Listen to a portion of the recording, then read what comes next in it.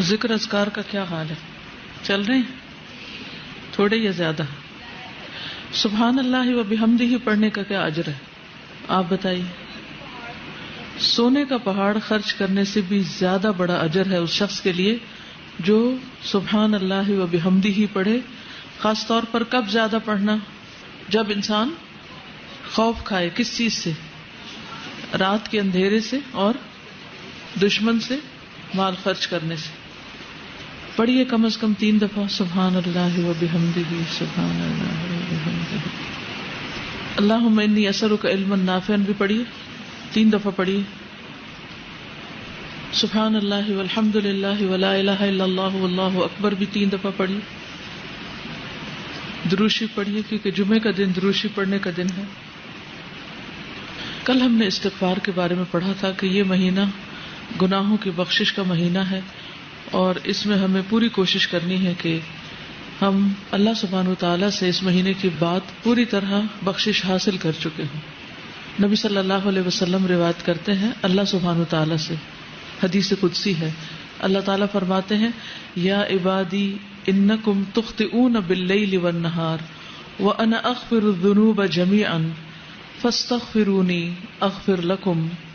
اے میرے بندو تم دن رات خطائیں کرتے رہتے ہو اور میں تمام گناہ بخش دیتا ہوں، لہٰذا تم مجھ سے بخشش طلب کرو میں تمہیں بخش دوں گا. بخشش کے لیے سب سے اہم چیز کیا ہے کہ انسان اپنی ندامت کا اظہار کرے، اپنے گناہ پر شرمندگی. تو اس کے لیے آپ کو کرنا یہ ہے کہ اکیلے میں آج بیٹھ کر، صرف آج ہی نہیں پورا مہینہ اگر یہ عمل کریں تو بہت ہی مفید ہوگا. اکیلے میں بیٹھ کر اپنے کسی ایسے گناہ کا ذکر کریں اللہ تعالیٰ کے سامنے جو صرف آپ کو پتا ہے.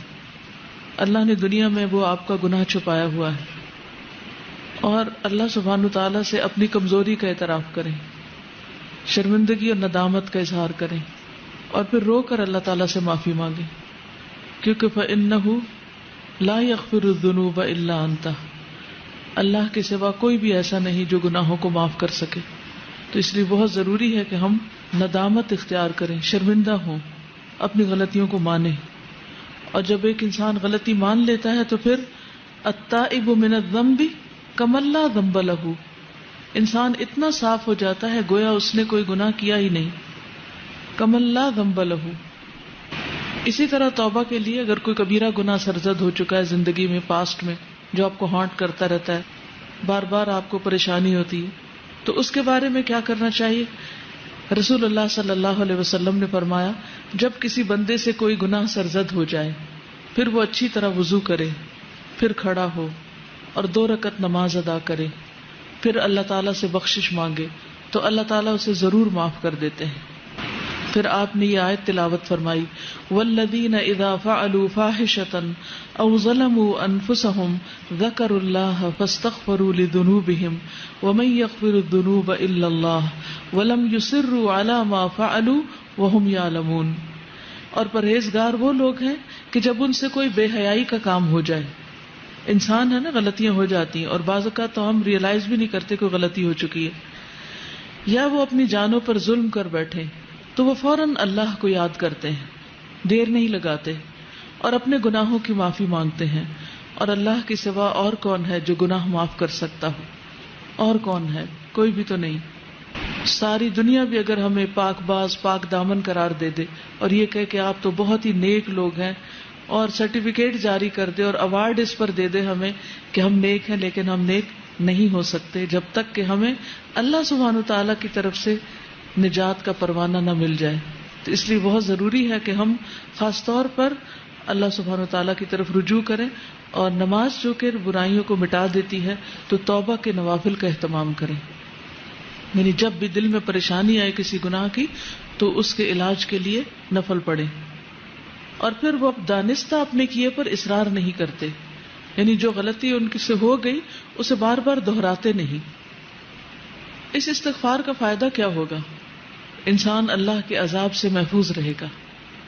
آپ بڑی بڑی پریشانیوں سے، تکلیفوں سے، بیماریوں سے، حادثات سے محفوظ رہیں گے.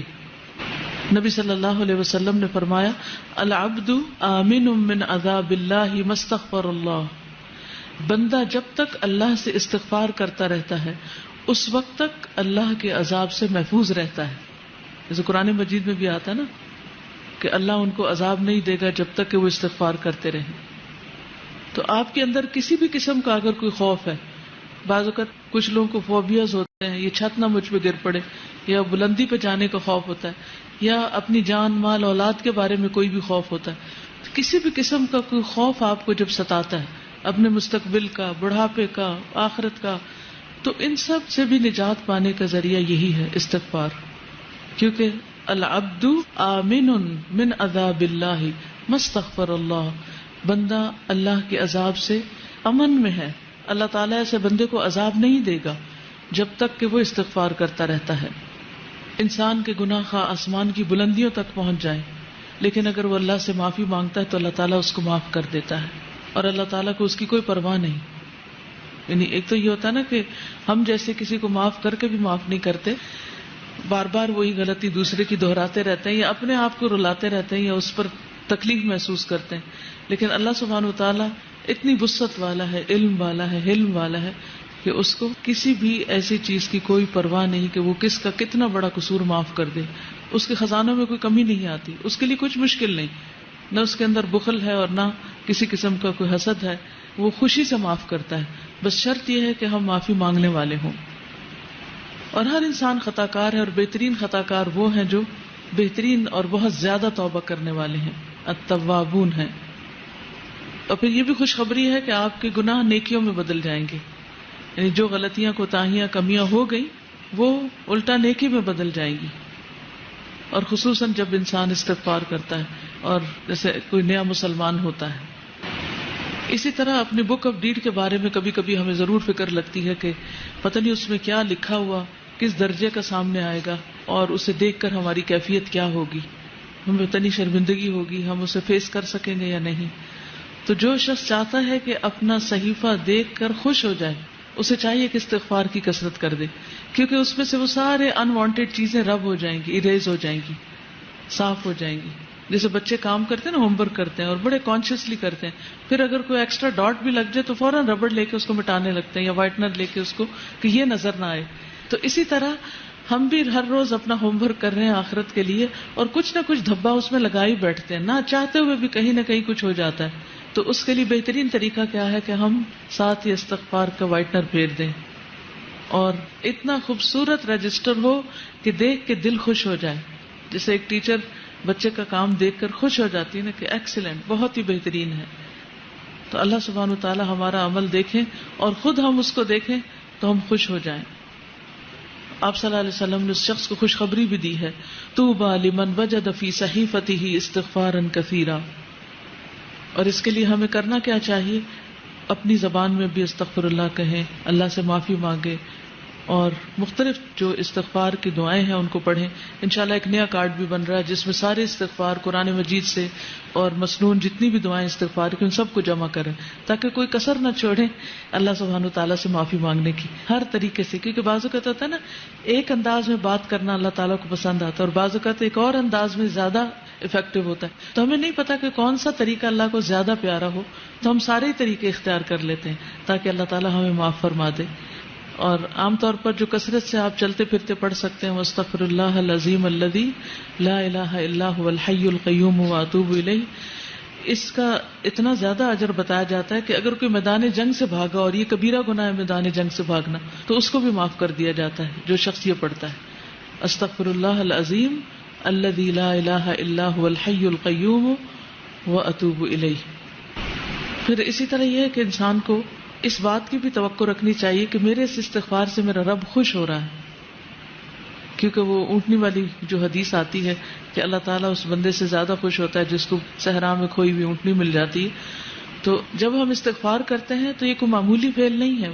اللہ سبحانہ تعالیٰ اپنے بندے سے راضی ہو جاتے ہیں، خوش ہو جاتے ہیں.